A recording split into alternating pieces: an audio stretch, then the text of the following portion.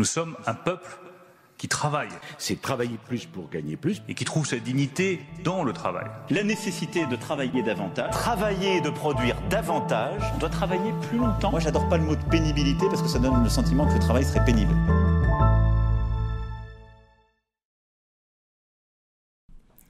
Bonjour et bienvenue dans Entre deux slides, une émission politique sur le travail à regarder quand votre patron Fabien s'est fait la malle en Uber à 17h.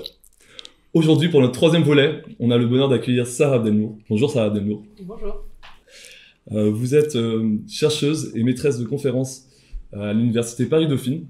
Vous avez écrit Les nouveaux prolétaires en 2012 et Les nouveaux travailleurs des applis en 2019. Est-ce que vous voulez compléter cette présentation assez succincte ? Je crois qu'on va revenir à mes sujets de recherche assez rapidement, donc ça me va. Alors, on voulait commencer un peu l'interview via un mème, et je voulais savoir, qu'est-ce que ce mème vous inspire ? Alors, je trouve ça... moi, j'étais assez contente de découvrir l'univers derrière l'énergie de flexibilisation du marché du travail. J'ai l'impression que ça me donnait accès à un espace de critique du monde du travail qui n'est pas forcément celui que je vois habituellement, que ce soit par mes collègues au sein de la vie plutôt universitaire, académique, ou bien que ce soit auprès de mes enquêtés. Là, j'ai l'impression, je ne connais pas exactement le public qui participe, qui commente, qui poste sur le forum, le groupe. Mais je trouve ça vraiment intéressant de voir un espace qui se déploie de critique, de discussion autour du monde du travail, et de voir que la figure entrepreneuriale, elle peut quand même être moquée, critiquée. On sait... je pense que ça se diffuse quand même, l'idée que derrière l'idéal, il y a aussi plein de contraintes, plein de deadlines, de pression, d'inquiétudes. Et je pense que l'auto-entrepreneuriat, c'est à la fois des figures qui ont été très valorisées ces dernières années. Mais je pense qu'il ne faut pas que ça empêche de voir qu'il y a quand même aussi tout plein de critiques dans des espaces très variés. On va venir à celles que portent les chauffeurs Uber, mais qu'en fait, plus largement, il y a de la discussion autour de ces figures un peu mythifiées qui ont été beaucoup promues politiquement. Et notamment sur... les deadlines, les bonus et toute la pression qu'il peut y avoir autour de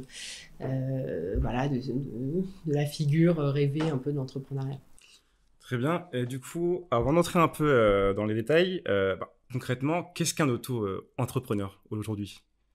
Alors, si on le prend dans le sens un peu strict du terme, l'auto-entrepreneur, c'est né avec vraiment un dispositif d'action publique. C'est pas un type de démarche, quoi. C'est vraiment un dispositif qui a été voté à l'été 2008. Donc, on est au début du mandat de Nicolas Sarkozy. On est dans la grande loi programmatique un peu qui annonce ce qui va être entrepris en termes de transformation un petit peu du système économique. Et dans cette grande loi programmatique, très en exergue, parce que ça va être dans les premiers titres, premiers chapitres, on a la création du statut d'auto-entrepreneur. Donc c'est plus précisément, c'est un régime fiscal et social pour les gens qui créent des petites entreprises, donc des entreprises individuelles. Et il s'agit de... en gros, limiter un peu les démarches administratives et enlever le plancher de cotisation sociale. C'est-à-dire qu'avant, quand on crée une entreprise individuelle, même si on ne faisait pas beaucoup de chiffre d'affaires, il fallait payer un minimum pour contribuer aux caisses sociales. Et avec la création d'auto-entrepreneurs, il n'y a plus du tout ça. Donc, en gros, pour sortir du côté plus technique, mais en gros, l'idée, c'est de rendre possible la mise en place de très petites activités économiques qui ne dégagent pas forcément beaucoup d'argent. Et de fait, aujourd'hui, il y a toujours la moitié des auto-entrepreneurs qui déclarent à peu près rien comme chiffre d'affaires. Donc, c'est bien ça aussi que ça a permis. Et donc, à la base, c'est ça. C'est un dispositif qui a assez vite marché, alors qu'en fait, avant, il y avait déjà des choses qui étaient très proches, qui ressemblaient, qui étaient vraiment très, très proches dans la conception. Et là, pour un ensemble de raisons, à la fois de contexte économique et puis une campagne de promotion très forte, une diffusion par les institutions, le pôle emploi, tout un ensemble de raisons qui font que ça s'est beaucoup plus diffusé et qu'en 3 ans, on arrive à 1 million d'auto-entrepreneurs, que maintenant, on est bientôt à 2 millions d'auto-entrepreneurs, donc c'est quelque chose qui s'est très largement diffusé. avec des usages hyper variés, hein, évidemment. On n'a pas un profil type. Il y a plein de gens qui s'inscrivent et qui n'en font rien parce qu'ils sont passés un peu par le chômage ou parce qu'ils se disent que peut-être ils montrent une boîte, mais en fait, ça n'adviendra jamais. Donc, il y a plein d'auto-entrepreneurs un peu virtuels. Il y en a qui cumulent avec une autre activité. Il y a des retraités qui font un peu des sortes de piges qui reprennent de leur ancien travail. Il y a des chômeurs, il y a des précaires. C'est quand même l'essentiel de la population. C'est quand même on est dans le bas de la hiérarchie du monde du travail. Et il y a quand même beaucoup de situations qui sont des situations très fragiles économiquement avec des chiffres d'affaires qui sont hyper réduits. Donc voilà, plein de profils et en même temps, le gros chiffre qui a très vite sorti l'INSEE, c'est que 90% des auto-entrepreneurs gagnent moins que le SMIC. Donc voilà, pour les positionner quand même socialement, ça en dit assez long. On parle beaucoup du nouveau régime de l'auto-entrepreneur comme d'une innovation, voire une révolution, qui est notamment facilitée par les plateformes numériques. Est-ce que c'est si nouveau que ça, des modes de travail qui font penser un peu au travail à la tâche? Est-ce que c'est quelque chose de si inédit? Ou alors ça a tout un historique qui a pu précéder le salariat? Alors, c'est vrai que ça a beaucoup été présenté comme Hervé Novelli, hein, qui était le secrétaire d'État, qui l'a beaucoup promu, qui l'a mis en place, l'a beaucoup présenté comme une révolution fiscale, une révolution sociale, une révolution économique, etc.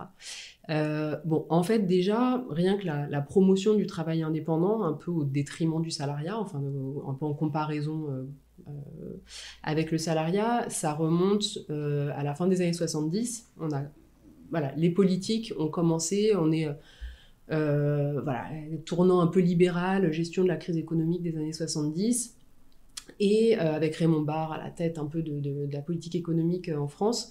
Et il va y avoir les premières mesures d'incitation à quitter le salariat pour monter son entreprise. Au début, c'est à destination plutôt des cadres au chômage, en disant un peu, voilà, vous êtes cadre, vous avez de la ressource, vous êtes capable de monter des boîtes et d'embaucher. Et puis petit à petit, au fil de la fin du XXe siècle et puis jusqu'à maintenant, c'est devenu de plus en plus un message plutôt pour les chômeurs de dire prenez-vous en main et montez votre boîte. C'est plus ça s'adresse plus aux cadres, ça c'est de plus en plus adressé à des cibles plus populaires et moins qualifiées en gros, moins diplômées en tout cas. Donc ça déjà pour dire que c'est pas non plus c'est pas une innovation de 2008 complètement. Et par ailleurs, on peut aussi penser que c'est un retour à des formes de travail plus anciennes. D'ailleurs, les promoteurs du dispositif, je pense à François Hurel, qui est par exemple celui qui a écrit le rapport préalable à la loi. Lui, quand je le rencontre, il m'explique que il trouve que c'est dommage que les métiers du 19e, comme les gens qui portent les valises des voyageurs à la gare ou les cireurs de chaussures, il trouve ça dommage que ce soit perdu, ces métiers-là soient perdus. Parce qu'effectivement, une fois qu'on a commencé à organiser le travail autour du salariat, un salaire minimum, des protections, toutes ces petites micro-activités peu rémunératrices, elles ont un peu périclité. C'était résiduel, c'est des formes de travail informelles assez résiduelles. Et là, avec ces dispositifs d'auto-entrepreneurs, c'est vrai qu'on peut faire revivre en gros ces anciennes activités très réduites qui sont souvent un peu proches de la domesticité, hein, ces activités de service au service de gens qui ont de l'argent. Et c'est vrai que ça vient un petit peu rejouer ces formes d'activités réduites, sans sécurité, de payer à la tâche. Et c'est vrai que c'est aussi ce qu'on voit sur les plateformes numériques, avec toutes les formes de micro-activités dont on ne sait pas si elles vont être reconduites. Et notamment, c'est vrai par exemple pour le micro-travail, donc c'est ces tâches qui vont être un peu coupées en morceaux et puis distribuées un peu à une foule de personnes derrière leurs ordinateurs. On a pu comparer un peu le rôle de la plateforme au rôle du tâcheron, donc qui était l'intermédiaire au 19e siècle. Donc c'était celui qui était en relation avec l'industriel, qui prenait des commandes, enfin l'industriel lui passait commande d'une certaine quantité de tissus, de textiles, de vêtements, et le tâcheron distribuait les tâches à un ensemble de travailleurs qui étaient souvent à domicile, d'ailleurs qui étaient aussi souvent des femmes, hein, qui sont assez peu visibles dans l'histoire industrielle, mais voilà, il y avait aussi des femmes qui travaillaient à domicile, et on était dans cet univers d'un travail un peu atomisé, décentralisé, et c'est vrai qu'avec les plateformes, rejoue un petit peu ces formes de travail, c'est-à-dire il y a un donneur d'ordre, il y a un intermédiaire et il y a des travailleurs en bout de chaîne qui sont très peu protégés, un peu atomisés, dispersés géographiquement. Voilà, le travail à domicile, c'est une longue histoire. Ça a été interdit en France, aux États-Unis, dans l'ensemble des pays à des dates un peu différentes, parce que précisément, à la fin du 19e, on commence un peu à organiser le travail. C'est les premières formes de protection sociale, de droit du travail. Et on ne peut pas protéger des travailleurs qui sont atomisés chacun chez eux.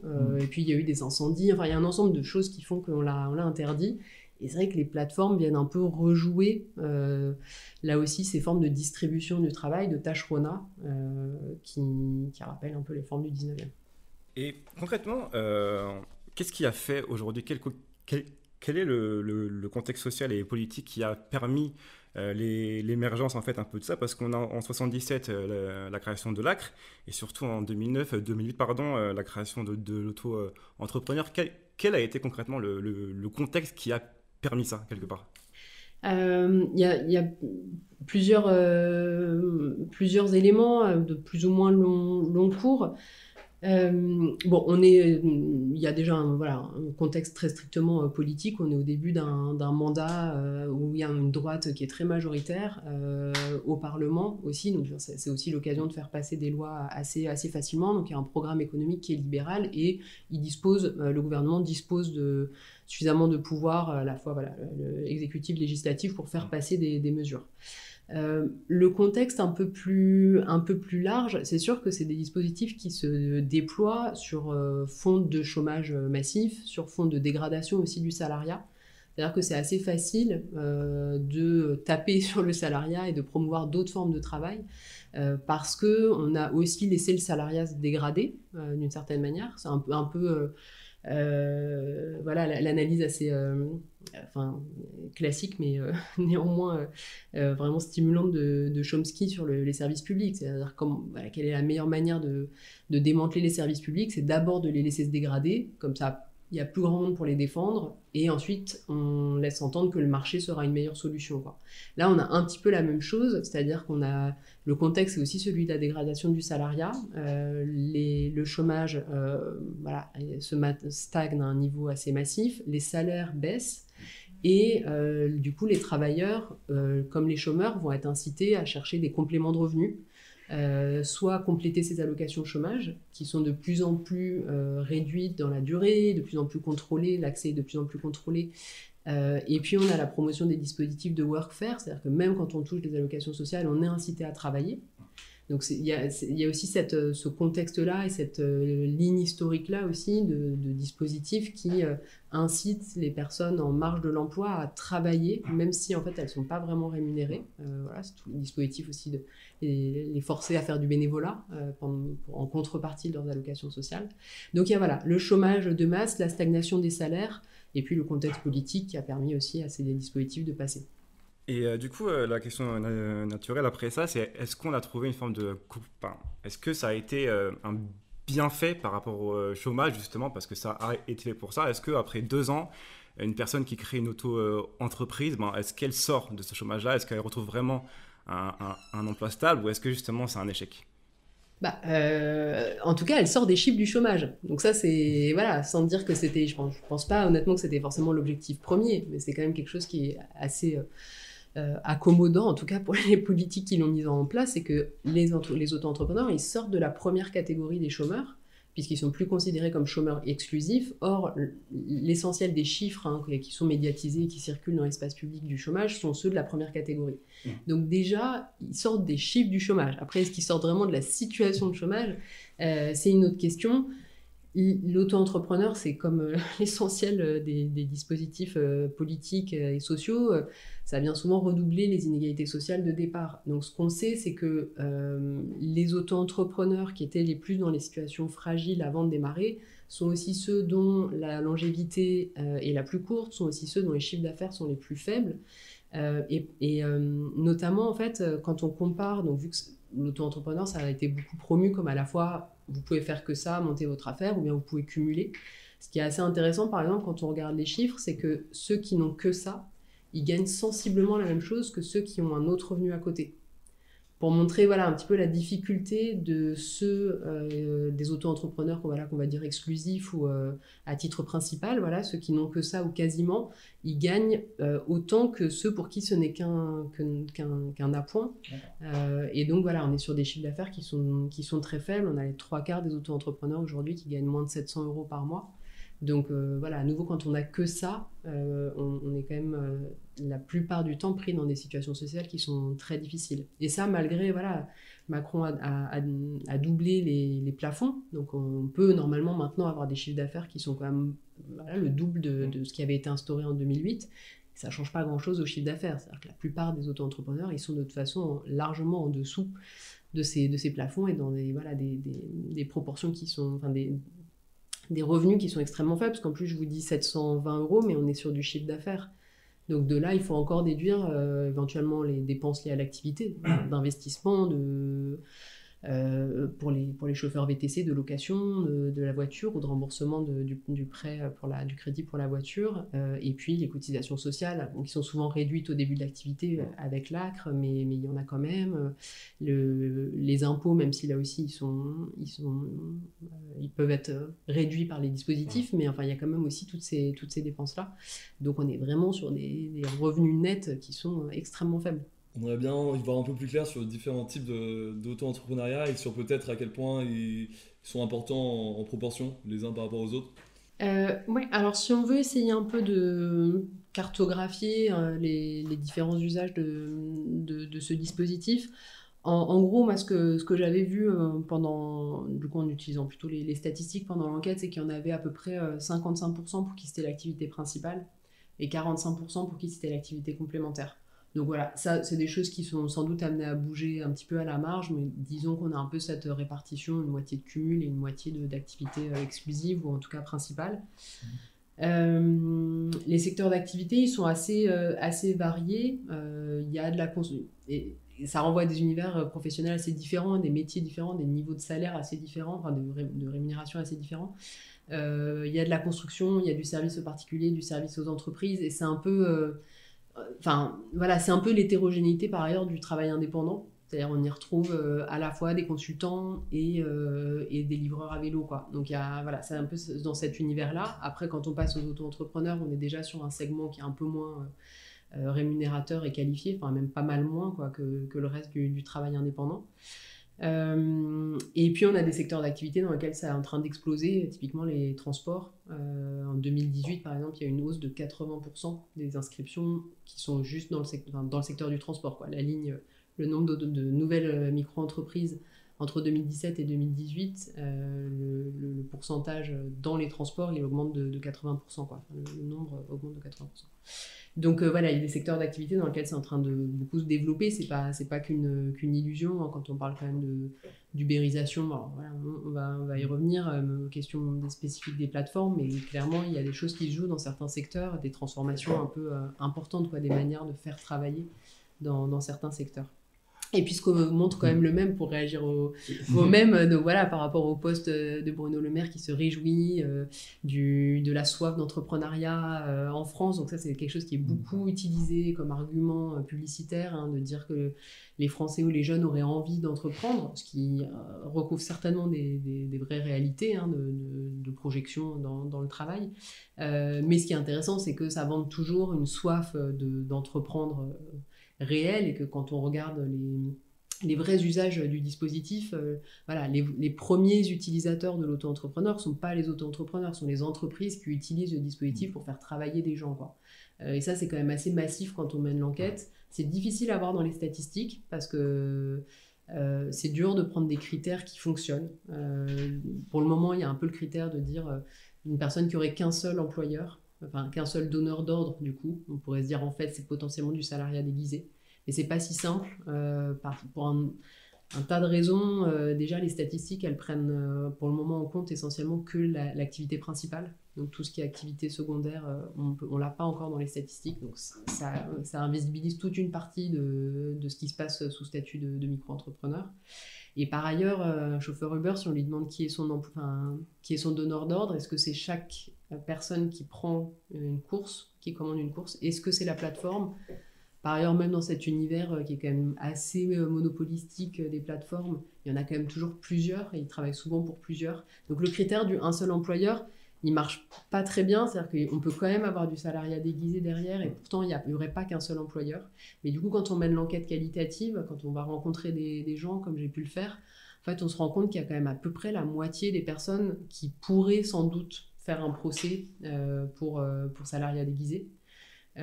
Et quand on regarde celles qui font vraiment un chiffre d'affaires qui commence à ressembler à un revenu du travail régulier, là on est même plutôt aux 3/4 en fait, qui travaillent pour un seul donneur d'ordre, qui leur fournit le matériel de travail. Parfois l'auto-entrepreneur travaille dans les locaux, qui donne les ordres, qui sanctionne, qui rémunère, qui fixe les tarifs, enfin tous les attributs de l'employeur. Ok, très bien. Du coup, on peut dire concrètement que la phrase « je vais être mon propre patron, je vais être indépendant », elle est complètement fausse quand on fait ce genre d'activité quelque part. Oui, alors c'est sûr que la réalité des pratiques de travail, elle est très loin du vrai travail indépendant. Pour toutes ces raisons de contrôle de l'activité, de détermination du processus de production, c'est-à-dire qui détermine comment l'auto-entrepreneur travaille. Voilà, moi j'ai rencontré un podologue qui avait fini ses études, qui s'inscrit en auto-entrepreneur, mais en fait c'est son ancien prof qui a lui un cabinet qui lui demande de s'inscrire en auto-entrepreneur, qui lui fait fabriquer les semelles, qui lui paye à la pièce, chaque pièce, voilà. Ce jeune podologue travaille dans les locaux, et donc effectivement il n'est absolument pas son propre patron, mais c'est vrai que les exemples sont vraiment nombreux en la matière. C'est massif pour les travailleurs des plateformes, ils ne sont pas leurs propres patrons. Après, ce qui est quand même fascinant, c'est que malgré tout, quand on rencontre les auto-entrepreneurs, il y en a quand même beaucoup qui disent je m'organise comme je veux, ou je suis quand même un peu mon propre patron. Et c'est un peu toute cette illusion qui a des dimensions bien fondées. Je ne veux pas dire qu'ils ne voient pas les choses qui sont à voir, même si en partie on peut penser quand même qu'il y a plein de mécanismes pour leur faire oublier qu'ils ne sont pas salariés. Mais c'est vrai qu'il y a cette marge, il y a quand même parfois des marges de manœuvre un peu supplémentaires acquises. Et la principale, c'est la question des horaires de travail, qui reste très contraint, hein. Quand on travaille là, ce jeune podologue, il devait bien quand même travailler au moment où le cabinet était ouvert, donc il reste très contraint, mais le fait de ne pas risquer peut-être un licenciement parce qu'on est en retard, ou de ne pas perdre sa prime parce qu'on est en retard, ou d'avoir l'impression que si on voulait prendre des vacances en décalé, on pourrait, même si on ne le fait pas. Il y a quelque chose c'est tellement associé sans doute à de l'ascension sociale ou à quelque chose qui pourrait rendre le travail heureux, de pouvoir l'organiser comme on veut, que même si c'est pas très vrai, il y a une tentative de s'accrocher au fait que peut-être ça allait un peu plus quand même, comme ça, en travaillant comme ça. Bon. Est-ce que du coup le critère de subordination est peut-être un peu flou et un peu dur pour décider de si une activité relève du salariat ou de l'auto-entrepreneuriat? Est-ce que la dépendance économique, ça pourrait pas être un critère plus évident? On parle de celui qui peut officiellement prendre des vacances quand il veut, mais dans les faits, il ne peut pas, puisqu'il a besoin de faire à peu près un SMIC pour vivre ou quelque chose comme ça, et il ne peut pas atteindre un revenu décent s'il travaille moins d'un certain seuil d'heures. Alors ça, c'est un vieux débat plutôt de juriste, hein. Comment on définit le travail indépendant par rapport au salariat. La jurisprudence a tranché pour le critère de subordination, plus que pour celui de dépendance économique. Alors que ça a été débattu, hein, il y a eu plusieurs périodes de débat autour de ce critère-là. Pour le moment, c'est vrai que la jurisprudence en France, la doctrine en France, elle est plutôt, elle est même très fortement du côté de la subordination, c'est-à-dire que le salarié, c'est celui à qui on peut donner des ordres, qu'on peut sanctionner, dont on contrôle le processus de travail.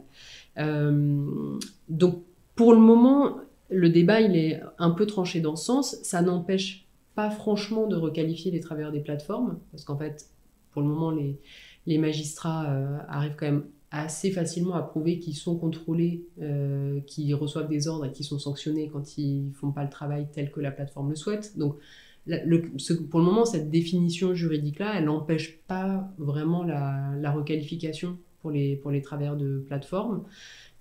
Maintenant, c'est vrai qu'il y a un espace qui peut aussi s'ouvrir pour rediscuter des critères des critères juridiques de définition du salariat. Et c'est vrai que c'est un débat qu'on a peut-être moins dans la discipline de sciences sociales, c'est un débat qui anime peut-être plus les juristes, mais c'est vrai que il semble que ça pourrait être quand même aussi une voie à repenser plus largement ce qu'on appelle le salariat, réintégrer peut-être un peu plus de hiérarchie sociale en fait, de position entre le travailleur et le donneur d'ordre potentiellement, ou l'employeur, que de penser aussi l'asymétrie de position, l'asymétrie, et puis un critère effectivement de dépendance économique. Pour le moment, il a été un peu intégré dans les statistiques. Quand on essaie justement de voir ces auto-entrepreneurs ou ces indépendants qui n'auraient qu'un seul donneur d'ordre, on prend en compte le critère de la dépendance économique. On se dit, voilà, si cet employeur / donneur d'ordre périclite, qu'est-ce qui va advenir de l'auto-entrepreneur? Donc pour le moment, ça s'intègre plutôt par les statistiques, mais c'est vrai qu'il y a un espace aussi de juristes qui aimeraient bien qu'on réouvre un peu le débat sur la subordination. Il y a un critère qui vraiment différencie les gens qui vont travailler normalement et les auto-entrepreneurs, c'est la protection. C'est quelque chose qui a fait polémique. Et la question, c'est de savoir quelle est vraiment la grosse différence entre les deux au final. Alors c'est marrant que vous opposiez ceux qui travaillent normalement des auto-entrepreneurs. Non, ça montre que peut-être que pour le moment la norme est quand même encore du côté du salariat, mais c'est peut-être un peu moins une évidence qu'avant. C'est vrai que c'est le gros enjeu sans doute, c'est effectivement celui de la protection sociale. Le travail indépendant est moins protégé que ne l'est l'espace du salariat.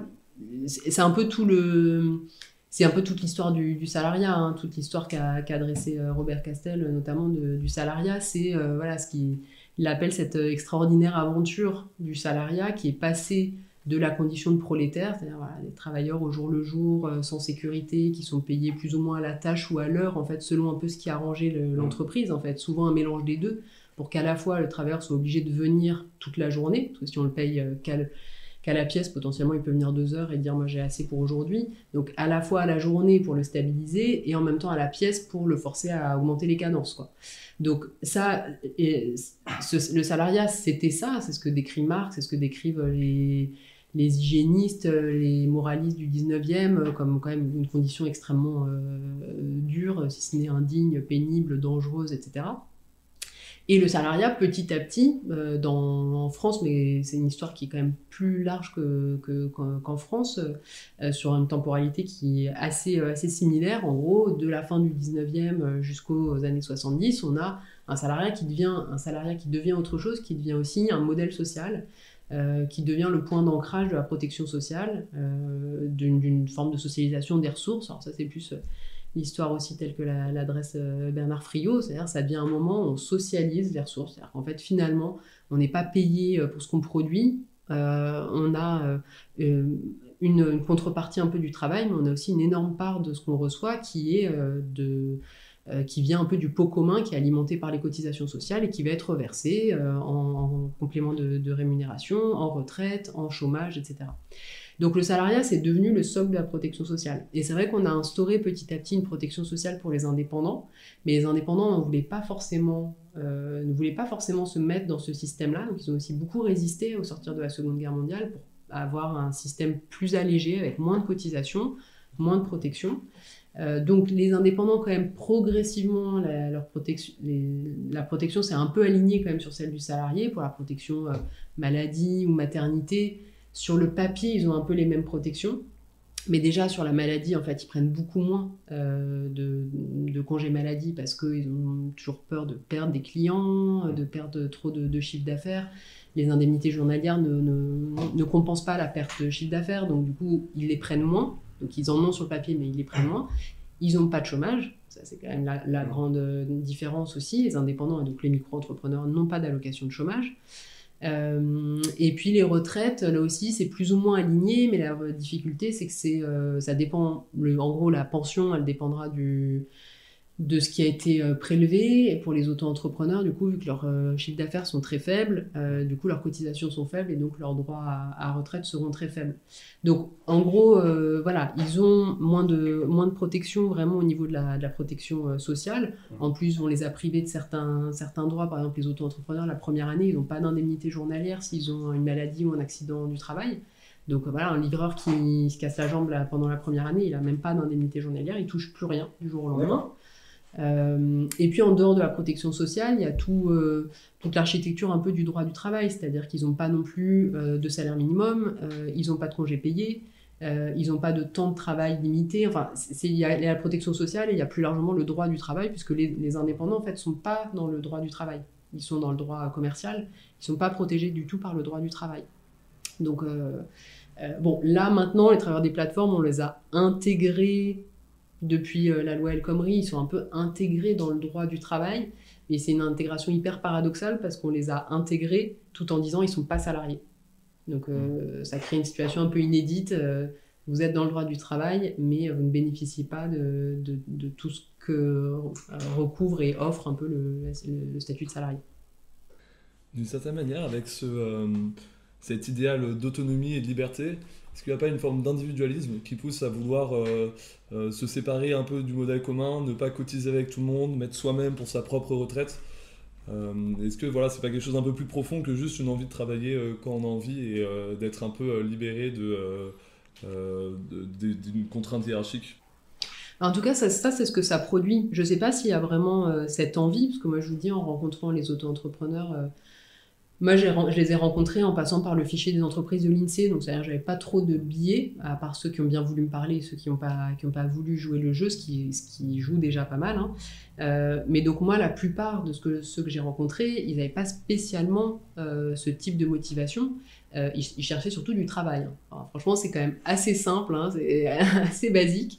La plupart cherchaient du travail et ils se sont rendus compte que en proposant leurs services en auto-entrepreneur, ils arrivaient un peu plus facilement à trouver du travail, ou bien même pour certains, on leur a plus clairement forcé la main, eux, ils ont postulé à une offre d'emploi et on leur a dit « Ok, mais par contre, on vous paiera en auto-entrepreneur », y compris les employeurs publics, hein, que j'ai rencontrés aussi assez largement dans l'enquête, hein, des gens qui donnent des cours de français ou des cours de théâtre pour des mairies, et puis j'ai enquêté aussi sur tout un petit service d'une administration publique qui fait travailler tous ces chargés de mission en auto-entrepreneur, parce que révision générale des politiques publiques, on n'a plus le droit d'embaucher dans la fonction publique, donc si on veut embaucher, il faut faire des factures, et donc on embauche des auto-entrepreneurs.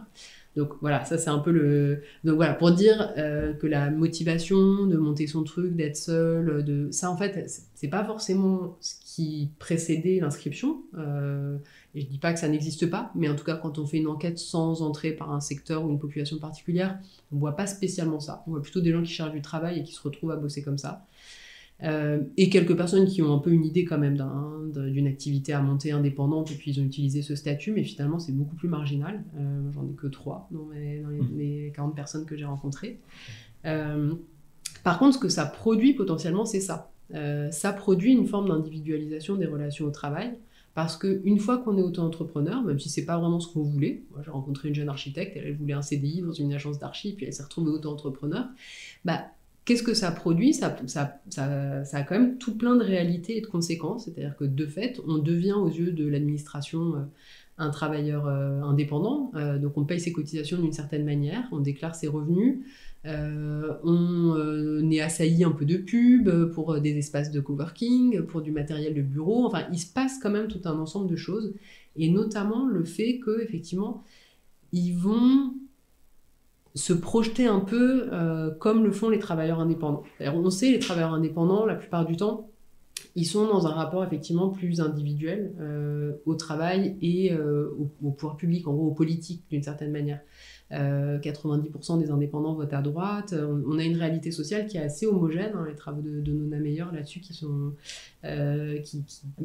décrivent bien cet écart, hein, quand même. Voilà, ce sont deux statuts de travail, on ne voit pas forcément un impact aussi fort sur le rapport à la chose politique, mais en fait c'est extrêmement fort. Et les auto-entrepreneurs, bien qu'ils viennent de milieux hyper différents, ils ont pu avoir des expériences de sensibilités politiques assez différentes en fonction de voilà, où ils ont grandi, leurs parents, leurs expériences scolaires, leurs rencontres. Ben, pour autant, une fois qu'ils deviennent auto-entrepreneurs, il se passe quelque chose, quoi. Ils commencent à déclarer leur chiffre d'affaires, ils font des paperasses, donc ils se sentent déjà assez assaillis de démarches administratives.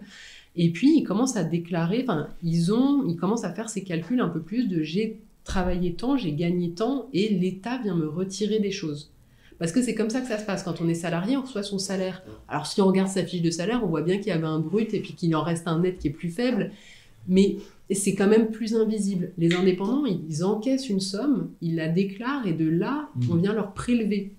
Et ça crée des petits déplacements. Je ne dis pas que du jour au lendemain, quelqu'un qui était militant d'extrême gauche va devenir petit patron de droite, mais ça crée quand même plein de petits déplacements. Et moi, j'ai vu des enquêtés être très énervés, par exemple, que soit réinstituée la contribution en gros des entreprises dont ils étaient dispensés au début et qu'on leur a remise un peu comme cotisation qu'ils ne pouvaient plus esquiver. Et par exemple, le fait de rajouter un prélèvement, c'était vécu vraiment de manière hyper douloureuse, quoi. Ils avaient déjà l'impression d'un peu effectivement galérer, de s'en sortir seuls, parce que quand même il y a un peu cette idée que eux ils s'en sont sortis seuls, ils se sont un peu débrouillés face au chômage ou face à la difficulté.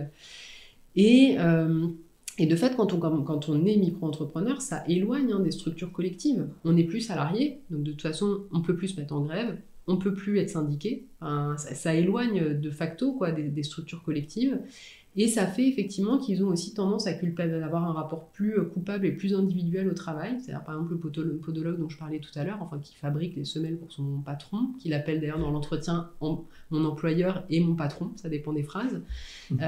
Lui par exemple, il dit je gagne pas beaucoup d'argent, je bosse beaucoup et je gagne pas beaucoup d'argent, mais c'est ma faute, je vais pas assez vite. Et donc il peut y avoir aussi ce rapport extrêmement coupable à la rémunération, de prendre que sur soi le rythme de travail, la cadence de travail, et d'avoir plutôt un rapport coupable d'autodiscipline dans le travail. L'autodiscipline, pour le coup, c'est aussi un des enquêtés que j'ai rencontré qui, quand il me ressortait cette fameuse phrase un peu magique et pas hyper réelle, qui est « je m'organise comme je veux », je lui dis « Ah, ok, donc du coup, parfois, il y a des semaines ou des jours où tu te dis « je vais pas bosser », et il me dit « Ah là là, non, je peux pas commencer à faire ça, si on s'autodiscipline pas, on va dans le mur ». Donc, il y a un rapport qui est très intériorisé au travail, qui peut aller jusqu'à des formes de culpabilité et puis très individualisé. Alors ça nous renvoie pas mal au premier mème qu'on vous a montré avec l'auto-fabieng qui a ses propres contraintes et qui s'aliène tout seul, on pourrait dire d'une certaine manière. Comment ont pu évoluer les liens hiérarchiques avec le développement des plateformes ? On sait que ces travailleurs peuvent dire qu'ils sont leurs propres patrons, mais ils ont à la fois des algorithmes omniprésents qui leur imposent une certaine cadence et une performance très soutenue, et à la fois des évaluations de clients très exigeants qui vont punir le moindre faux pas et vraiment très fidèlement ou avec beaucoup d'attention les noter sur toutes leurs prestations.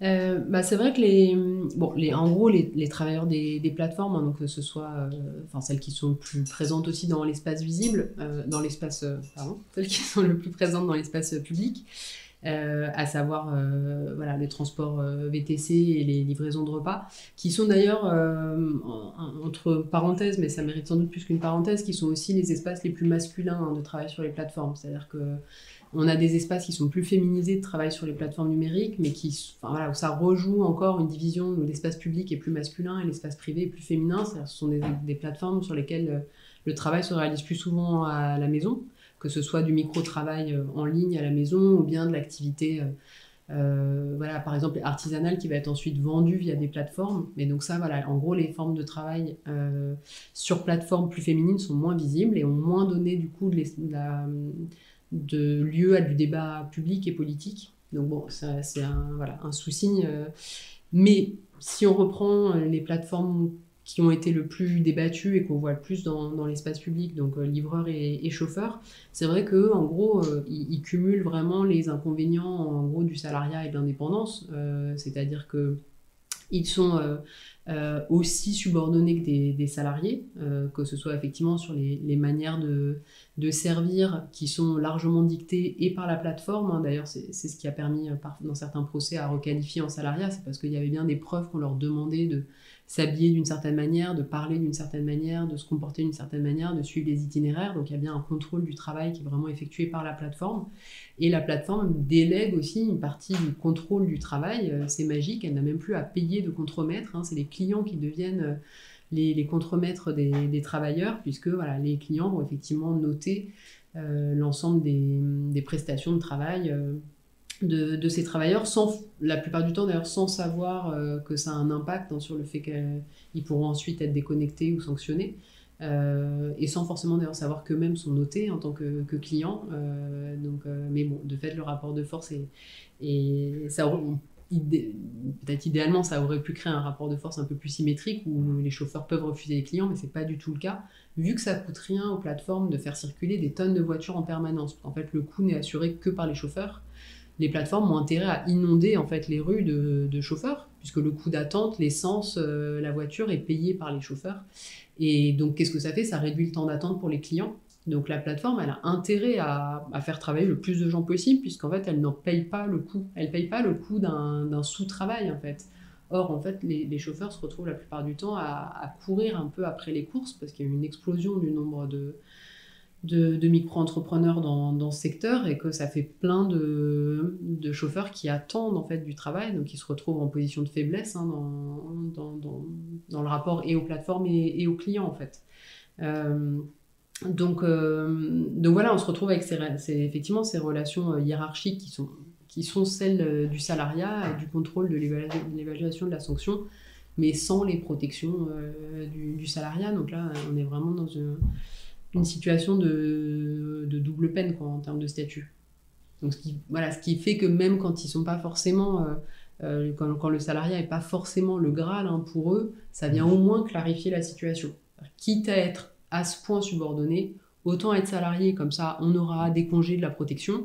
Et puis s'ils ont vraiment un idéal d'entreprise indépendante, ce qui peut tout à fait être le cas, et ce qu'il est, au moins en partie, et ben voilà, on ferait un autre boulot. Parce qu'en fait, les plateformes ont siphonné ce secteur d'activité. Une partie des chauffeurs, ceux qui étaient là le plus précocement sur le marché, ils avaient leur clientèle. Ils avaient pu passer des partenariats avec des entreprises, avec des hôtels, avec des familles assez fortunées qui venaient régulièrement, ils venaient les chercher à l'aéroport, ils passaient la journée avec eux, etc. Les plateformes ont complètement siphonné ce marché, elles ont cassé les prix, et donc pour un chauffeur aujourd'hui, c'est extrêmement difficile d'avoir sa clientèle privée. Donc elles ont complètement aspiré le marché. Donc par ailleurs, les chauffeurs sont aussi dans une situation de marché qui leur est hyper défavorable. Mais je rebondis sur le fait justement pour une plateforme type Uber de multiplier les chauffeurs. Est-ce qu'il y a pas, à un moment donné aussi la possibilité pour ces chauffeurs-là, parce que s'il y a multiplication, il y a perte du chiffre d'affaires quelque part, d'aller manifester? Est-ce qu'on a des exemples justement de manifestations pour un peu contrecarrer ça? Parce qu'à partir d'un moment donné, ce serait même plus intéressant pour eux. Oui, en fait, assez peu de temps après l'implantation des plateformes, et notamment des plateformes VTC, il y a eu des mobilisations qui sont assez rapidement apparues. En France, c'est à l'automne 2015, au moment où Uber décide de baisser le tarif de la course minimum et d'augmenter sa commission, qu'en fait, le jour même, il y a des chauffeurs qui se réunissent sous les locaux d'Uber, et puis ensuite, voilà, le jour même, et puis dans les jours qui vont venir, qui vont bloquer la Porte Maillot ou d'autres axes importants de Paris pour manifester. Et en fait, ça apparaît un peu spontané, au sens où c'est vraiment été une réaction un peu du tac au tac par rapport à l'annonce de la plateforme. Mais ça sort pas complètement de nulle part, parce que depuis l'été, il y avait déjà 2 associations professionnelles en fait, de chauffeurs qui s'étaient créées et qui étaient déjà étaient un peu de type un peu parasyndical. D'ailleurs, l'une d'entre elles était rattachée à l'UNSA, donc les syndicats autonomes. Ils préféraient quand même un peu cette image d'un syndicalisme peut-être plus autonome, un peu moins politique peut-être, même si in fine certains vont devenir assez politisés dans le mouvement. Et puis une deuxième organisation qui était indépendante et qui s'est rattachée à Force ouvrière 2 ans plus tard. Donc le métier il s'est quand même assez vite structuré, organisé, et de fait ça a donné lieu à des mobilisations assez régulières qui sont quand même difficiles à organiser parce qu'on est sur un secteur assez atomisé. Les chauffeurs ils se connaissent pas du tout tous, il y a quelques points de rencontre physiques, il y a des espaces de conversation en ligne sur les réseaux sociaux, etc. Mais souvent, il faut avoir déjà rencontré des gens dans la rue ou dans des cafés pour ensuite voilà, se brancher un peu sur une des boucles d'échange, etc. Et il y en a quand même beaucoup qui ne sont pas dans ces espaces de discussion. Donc on a quand même des travailleurs où il y a un fort turnover, qui ne se connaissent pas forcément, qui sont dans des situations assez compliquées. Il y en a, après voilà, c'est des choses qui sont apparues petit à petit, qui sous-louent des comptes, qui partagent des voitures, etc. Donc ils ne sont pas du tout toujours en situation aussi de pouvoir contester un petit peu, parce qu'on sait, les mobilisations de travailleurs, c'est souvent quand même les moins dominés des dominés qu'il faut avoir un minimum de ressources quand même pour pouvoir contester, avoir un minimum de temps, avoir un minimum d'interconnaissance, voilà, un petit peu de disponibilité, il faut... enfin voilà, un ensemble de choses qu'on ne possède pas tous les chauffeurs. Donc il y a plein d'obstacles, et puis c'est hyper rare les manifestations d'indépendants. On peut pas faire grève, on peut pas, enfin voilà, c'est compliqué, c'est atypique, et ils se percevaient pas, et la plupart étaient pas forcément politisés avant. Nous, quand on discutait avec eux, donc ça c'est l'enquête que j'ai menée avec Sophie Bernard plus précisément là sur les mobilisations, la plupart d'entre eux ils nous disaient non mais avant moi les gens qui faisaient grève ou qui faisaient des manifs, mais c'était pas pour moi, enfin je comprenais pas du tout, je trouvais ça naze, enfin ça me parlait pas du tout. Et puis ils se rendent compte, voilà, en rentrant dans ce secteur d'activité, ils y rentraient parfois avec quand même un ensemble d'espoir, un peu d'ascension sociale, un peu d'indépendance quand même, avoir sa voiture, choisir un peu ses horaires, gagner plus d'argent. Et puis quand ils se rendent compte qu'en fait ils sont surtout endettés, que Uber fixe absolument tous les termes de la relation commerciale, qu'ils sont de plus en plus nombreux, qu'ils n'arrivent plus à avoir de bonnes courses, qu'il n'y a plus de primes, qu'il n'y a plus de bonus, tout ce que les plateformes distribuent assez généreusement quand ils s'implantent quelque part pour capter des chauffeurs.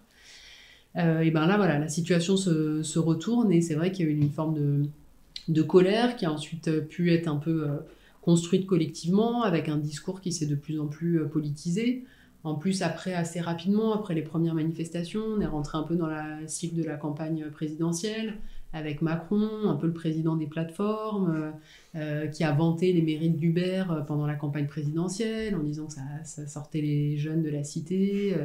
Ça faisait que voilà, ils ne tiendraient plus les murs de la cité, et qu'ils arrêteraient de dealer et qu'ils feraient quelque chose de digne. Voilà, tout un vocabulaire quand même hyper moral aussi sur le travail.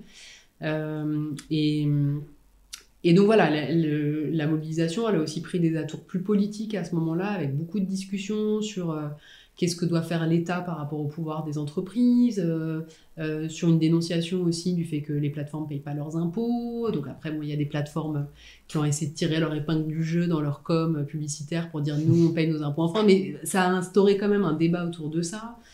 Et puis des conditions de travail et de la protection sociale qui reste quand même un peu la pierre angulaire de ces mobilisations. Les chauffeurs, ils veulent plus de protection, ils veulent un revenu minimum, ils veulent que l'État leur garantisse que leur travail leur permette de vivre, quoi, et d'être un minimum protégé. Vous avez mentionné des petits gestes de la part de ces plateformes pour mieux payer leurs impôts en France. On a aussi d'autres initiatives à propos des contrats et des conditions. Il y a des plateformes qui se revendiquent de faire des efforts pour avoir des bonnes conditions d'emploi de leurs chauffeurs, donc notamment le VTC chinois Cao Cao qui essaye d'employer des CDI. Il y a aussi les plateformes de livraison Just Eat et Stuart qui font énormément de communication là-dessus. Est-ce que ça peut amener une solution et un changement concret, ou est-ce que c'est juste du social washing, de la communication de façade sans vrais effets ? C'est vrai que c'est un peu la même chose pour les impôts. Moi, j'avais plutôt mentionné une campagne de com qui mettait en avant. Je ne suis pas allée regarder exactement leur déclaration fiscale.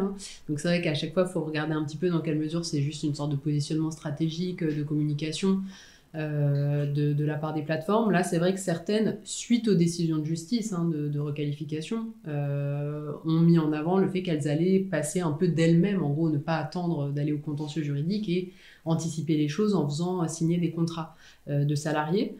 Donc je sais que en gros les responsables, un peu les meneurs des mobilisations, sont un peu sceptiques sur quel type de contrat ça va amener, parce qu'on est sur des activités dont les horaires sont quand même assez segmentés, quoi. Il y a vraiment des heures de pointe fortes, donc est-ce qu'ils vont être capables de proposer des emplois à temps plein sur une activité qui est aussi fragmentée, quoi, dans le temps. C'est une de leurs vraies préoccupations.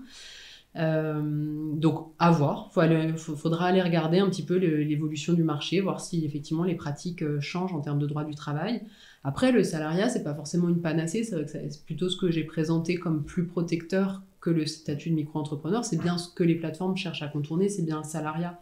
Après, c'est vrai que c'est pas, si on veut réfléchir plus largement à un avenir du travail, le salariat, c'est pas forcément la panacée, hein, ça reste pour le moment un mode de travail qui est subordonné, et tant que ça se passe en gros en régime capitaliste, on est quand même sur un salariat où les profits sont pas partagés, les décisions sont pas démocratiques, donc par ailleurs on peut se dire que l'avenir et la panacée ne se retrouvent pas forcément dans le salariat, hein. Là, c'était vraiment juste pour comparer. On compare deux états actuels des modes de travail, c'est salariat et travail indépendant, mais on peut, et une partie des travailleurs qui se mettent aussi à rêver de mieux, de coopératives, d'espaces plus démocratiques, de partage des profits, d'espaces qui vont être vraiment plus des alternatives, non pas seulement à la micro-entreprise, mais aussi à un salariat subordonné avec un employeur et une répartition inégalitaire des profits et de la richesse. Donc voilà.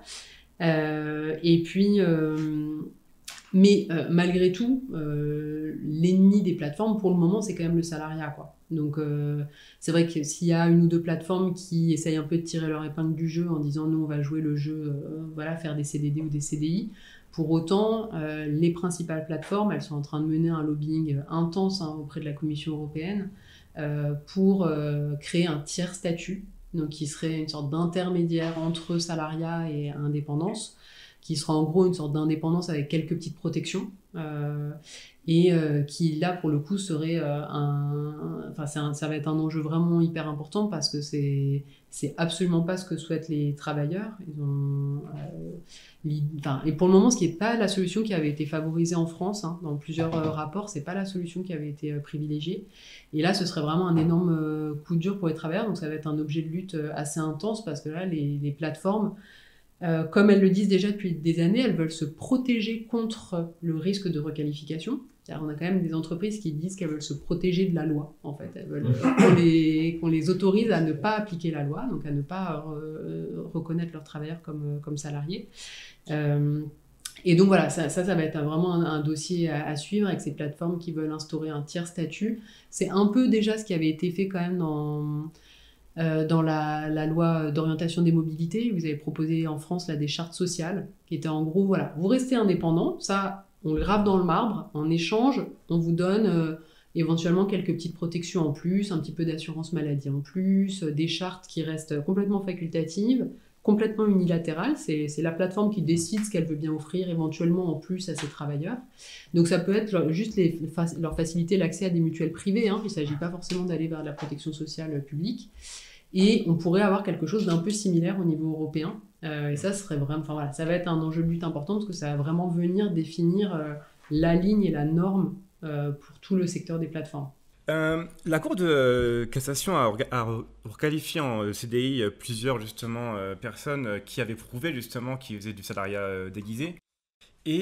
Mais quelque part, ces décisions ne s'appliquent pas à tous. Donc moi, la question que j'ai, c'est que fait l'État, quelque part, justement pour empêcher ça?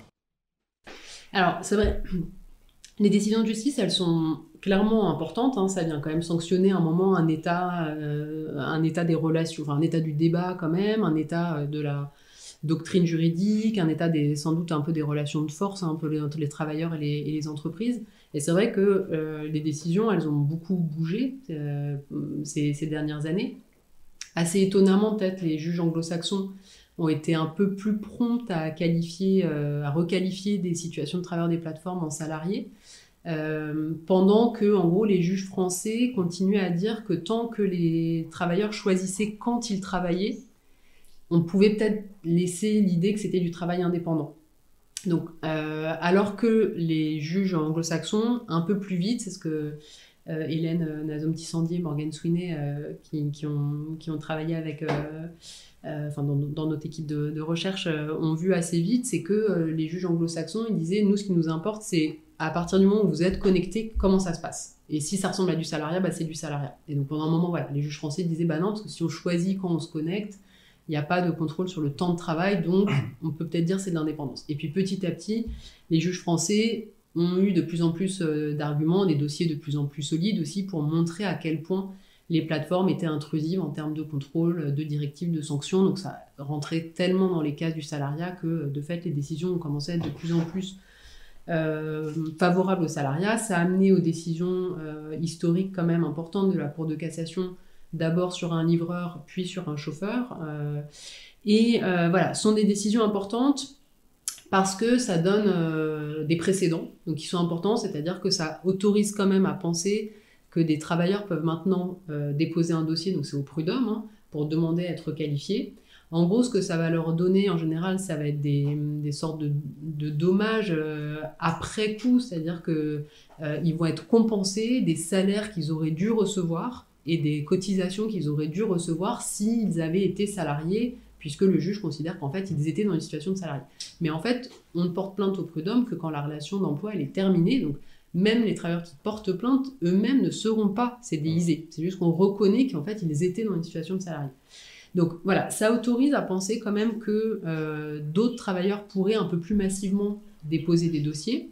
Il y a un débat aujourd'hui en France aussi sur le dépôt de dossiers collectifs, hein, les class action à l'américaine. Donc ça, si ça aussi, ça passait, ce qui n'a pas l'air d'être le cas pour le moment, mais il pourrait y avoir des changements bientôt en termes politiques. Mais pour le moment, ça passe pas. Mais disons que ces décisions de justice, et puis si on autorisait les class action, ça pourrait donner quand même un recours un peu massif, une demande un peu massive de requalification. Maintenant, les autres instruments aussi qui sont moins visibles, c'est toute l'action des administrations en France, hein, l'inspection du travail, tous les organismes de recueil des cotisations sociales, donc les URSSAF, la COS, etc. Et ces administrations-là, elles peuvent aussi déposer plainte contre les plateformes. Elles l'ont fait, elles vont continuer à le faire sans doute. Et là, on est sur un impact qui est un peu plus massif parce qu'il s'agit de poursuivre collectivement en fait. Là, voilà, on est sur l'inspection du travail, ils vont dans les locaux des plateformes, ils saisissent les dossiers et c'est massivement qu'ils peuvent estimer qu'on est dans du travail dissimulé. Donc travail dissimulé, c'est même plus fort que de la requalification puisqu'on estime que l'employeur, il a volontairement masqué une relation d'emploi en la travestissant sous des aspects de travail indépendant et donc en ne versant aucune cotisation, parce que c'est bien ça ce qui se passe avec les plateformes, hein, ils ne versent aucune cotisation sociale. Et donc voilà, on a un autre pan aussi, donc il y a la justice, il y a aussi tout ce travail administratif, et puis évidemment ce qui va se jouer aussi, notamment pour la France, ça va être ce qui se joue par rapport à l'échelon européen qu'on évoquait tout à l'heure, selon comment les négociations vont se dérouler auprès de la Commission européenne. Est-ce que ça va aller vers ce tiers-statut que réclament les plateformes pour éviter encore le salariat ? Ou est-ce qu'il y aura une décision contraire de la justice, des pouvoirs politiques en Europe, et ça pourrait se traduire ensuite par des décisions de justice, pour dire qu'en fait, on est bien dans du salariat et les plateformes ne peuvent plus esquiver ni les cotisations, ni le droit du travail, ni éventuellement la fiscalité, si on repense aussi un peu leur système d'implantation dans des paradis un peu judiciaires aussi, quoi. Bon, on continuera de voir ça un petit peu pour la suite. L'interview touche à sa fin. Un grand merci, Madame Abdelnour, d'avoir été présent. Et je pense qu'on est bon. Je sais pas comment finir, hein, tu retireras ce truc bizarre à la fin, mais... C'est un petit rituel, on fait semblant que tout ça n'est pas préparé, tu vois, et ça c'est quand il y a le générique.